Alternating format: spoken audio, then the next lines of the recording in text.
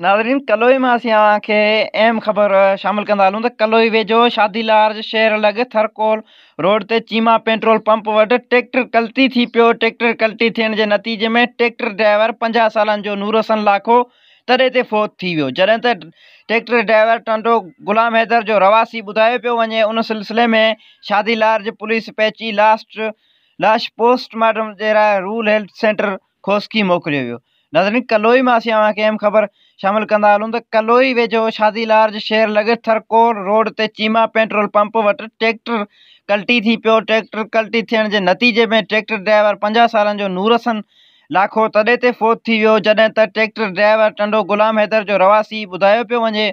उन सिलसिले में शादी लार्ज पुलिस पहुची लाश पोस्टमार्टम जे लाइ रूरल हेल्थ सेंटर खोस्की मोकिलियो वियो।